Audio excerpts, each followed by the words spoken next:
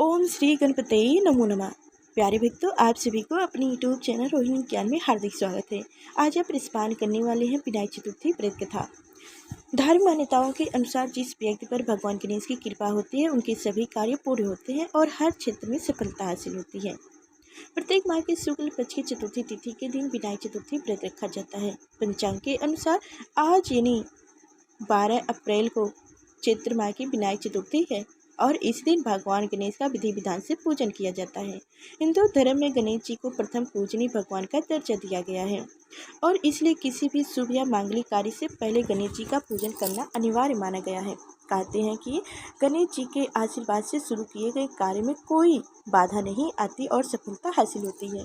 इसलिए विनायक चतुर्थी का दिन बहुत ही खास माना गया है। विनायक चतुर्थी के दिन व्रत उपवास रख रहे हैं तो पूजा के बाद कथा को अवश्य सुननी चाहिए, क्योंकि बिना व्रत कथा के कोई व्रत संपूर्ण नहीं माना जाता है। तो इसलिए विनायक चतुर्थी व्रत कथा जो आज हम 5 कथाएं एक साथ में लेकर आए हैं, आप इन कथाओं को अंत तक ध्यानपूर्वक सुनिएगा। कथा सुनने से पहले आप सभी को एक जरूरी बात बता दूं कि अगर आप व्रत की कथा सुन रहे हैं तो बीच में अधूरी छोड़कर ना उठे, ना कहीं जाएं। अगर आप ऐसा करते हैं तो जिन देवी देवताओं की आप व्रत कथा सुन रहे हैं तो उनका अपमान होता है, वो आपसे रुष्ट भी हो सकती हैं। तो ऐसा आप कदाचित भी ना कीजिएगा। अगर आज की हमारी कथा आप अंत तक सुने तो कमेंट में ओम श्री गणेशाय नमो अवश्य लिखेगा, जिससे हमें पता चले कि आप मेरी कथा को अंत तक सुने हैं। और लाइक कर चैनल को सब्सक्राइब कीजिएगा, शेयर भी कीजिएगा। तो चलिए अब रिस्पान कीजिए, ध्यानपूर्वक इस कथा को सुनिएगा। पौराणिक कथा के अनुसार राजा हरिश्चंद्र के राज्य में एक कुम्हार रहता था, जो कि अपने परिवार के पेट पालन के लिए मिट्टी के बर्तन बनाया करता था। लेकिन कुछ समय से किसी कारणवश उनके बर्तन सही से आग में पक नहीं रहे थे और इसी वजह से बर्तन कच्चे रह जाते थे। अब मिट्टी के कच्चे बर्तन होने की वजह से उसकी आमदनी कम होने लगी, क्योंकि उनके खरीदार कम मिलते थे। कुमार अपनी इस समस्या के समाधान लेने के लिए एक पुजारी के पास गया। पुजारी ने कुम्हार को उपाय बताते हुए कहा कि जब भी तुम मिट्टी के बर्तन पकाओ तो बर्तनों के साथ आवे में एक छोटे बालक को डाल देना। पुजारी की सलाह पर कुमार ने अपनी मिट्टी के बर्तनों को पकाने के लिए आवे में रखे और उनके साथ एक बालक को पकड़कर उस आवे में डाल दिए। संयोग से उस दिन विनायक चतुर्थी था। बालक की माँ काफी देर से बालक की तलाश कर रही थी और जब उसे अपना बालक नहीं मिले तो वह परेशान हो गई। उसने भगवान गणेश से अपनी बच्चे की कुशलता के लिए प्रार्थना की। उधर कुम्हार ने जब अगले दिन सुबह अपनी मिट्टी के बर्तनों को देखा कि सभी बर्तन अच्छे से पक गए थे, साथ ही आवे में रखे बच्चे भी सही सलामत था और उसे कुछ भी नहीं हुआ था। यह देखकर कुम्हार बहुत आश्चर्यचकित हुए और डर गए, जिसके बाद वह राजा के दरबार में गए। वहां जाकर उसने सारी बात बताई। फिर राजा ने उस बालक और उसकी माता को दरबार में बुलाया। तब उस महिला ने बताया कि उसने विनायक चतुर्थी का व्रत रखा था और उसकी महिमा से बच्चा सकुशल था। जय भगवान गणेश। तो इस तरह से कथा के अनुसार एक बार भगवान शिव तथा माता पार्वती नर्मदा नदी के किनारे बैठे थे। वहाँ माता पार्वती ने भगवान शिव से समय व्यतीत करने के लिए चौपर खेलने को कहा। शिव चौपर खेलने के लिए तैयार हो गए, परंतु इस खेल में हार जीत का फैसला कौन करेगा, यह प्रश्न उनके समक्ष उठा। तो भगवान शिव ने एक तिनके एकत्रित कर उसका एक पुतला बनाकर उसकी प्राण प्रतिष्ठित कर दी और पुतले से कहा, बेटा, हम चौपर खेलना चाहते हैं, परंतु हमारी हार जीत का फैसला करने वाला कोई नहीं है, इसलिए तुम बताना कि हम दोनों में से कौन हारा और कौन जीता। इसके बाद भगवान शिव और माता पार्वती का चौपर खेल शुरू हो गया। यह खेल 3 बार खेला गया। संयोग से तीनों बार माता पार्वती ही जीत गई। खेल समाप्त होने के बाद बालक से हार जीत का फैसला करने के लिए कहा गया तो उस बालक ने महादेव को विजयी बताया। यह सुनकर माता पार्वती क्रोधित हो गई और क्रोध में उन्होंने बालक को लंगड़ा होने, कीचड़ में पड़े रहने का श्राप दे दी। बालक ने माता पार्वती से माफ़ी मांगी और कहा कि यहाँ मुझसे अज्ञानतावश ऐसा हुआ है, मैंने किसी दोष भाव में ऐसा नहीं किया। बालक द्वारा क्षमा मांगने पर माता ने कहा, यहाँ गणेश पूजन के लिए नाग कन्याएं आएंगी, उनके कहे अनुसार तुम गणेश व्रत करो, ऐसा करने से तुम मुझे प्राप्त करोगे। यह कहकर माता पार्वती शिव के साथ कैलाश पर्वत पर चली गई। 1 वर्ष के बाद उस स्थान पर नाग कन्याएं आईं। तब नाग कन्याओं से श्री गणेश के व्रत की विधि मालूम करने पर उस बालक ने 21 दिन लगातार भगवान गणेश जी का व्रत किया। उसकी श्रद्धा से गणेश जी प्रसन्न हुए।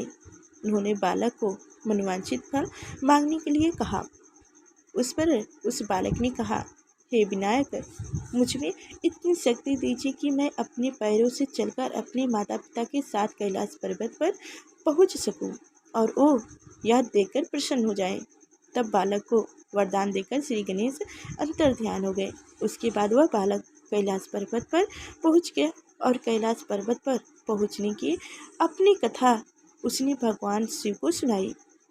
चौपर वाले दिन से माता पार्वती जी शिव जी से विमुख हो गई थी।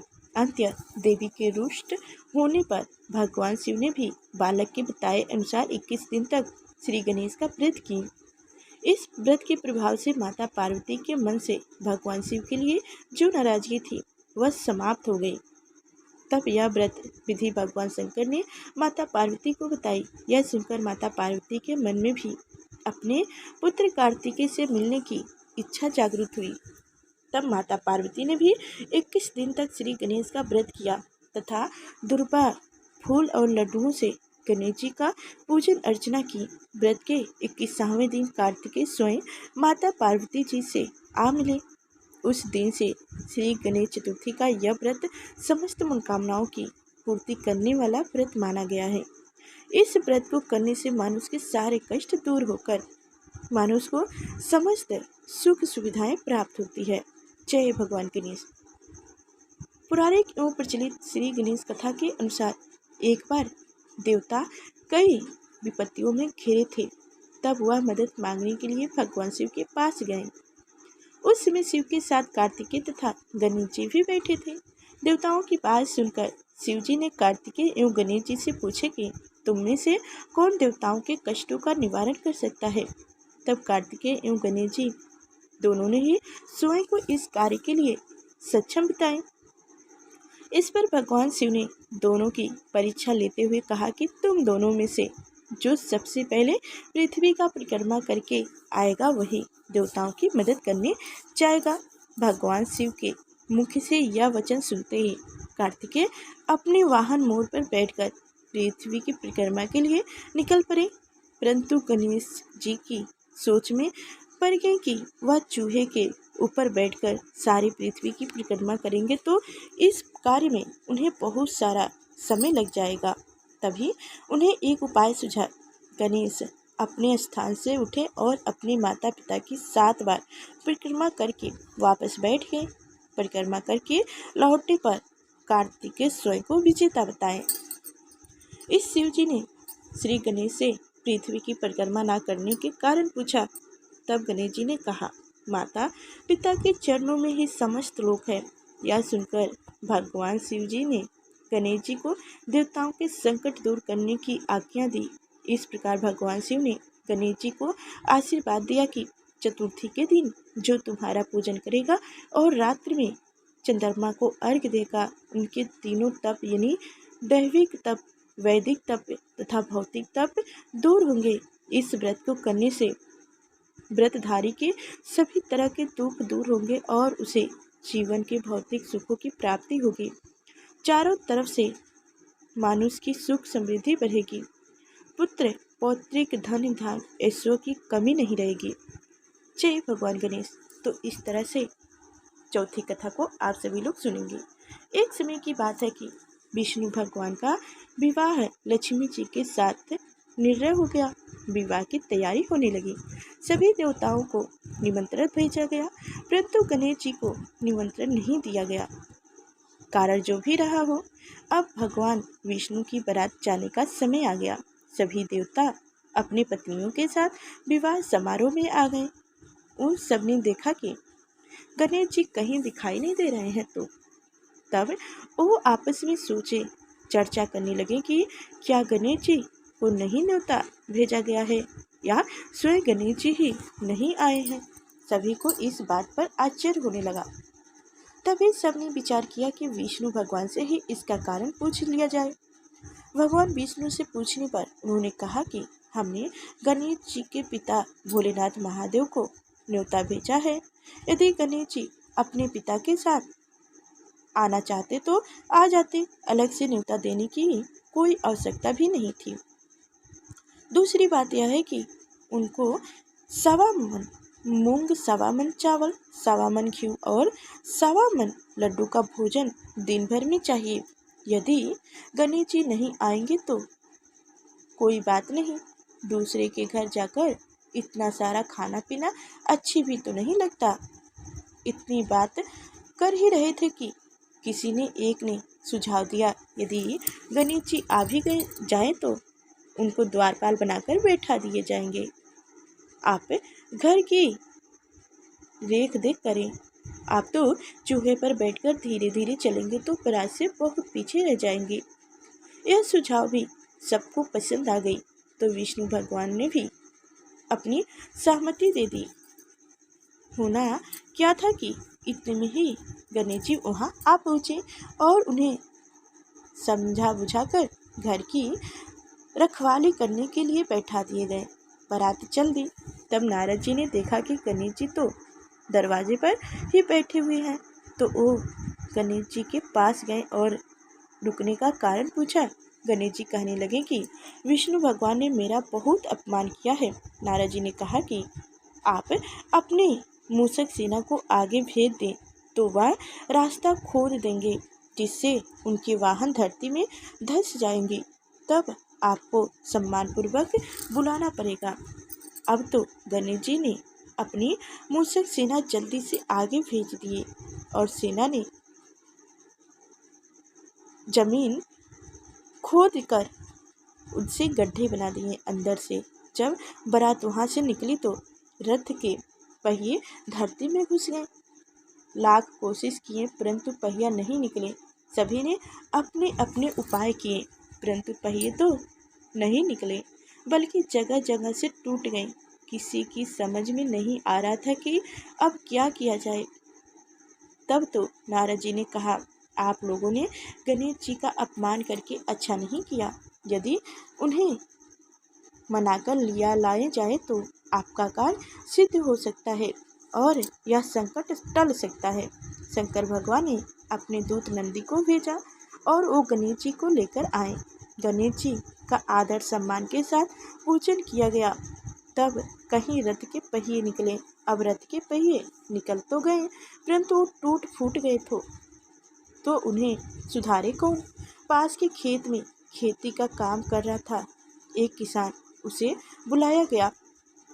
किसान अपना कार्य करने के पहले श्री गणेशाय नमो कहकर गणेश जी की वंदना मन ही मन करने लगा। देखते ही देखते किसान ने सभी पहियों को ठीक कर दिया।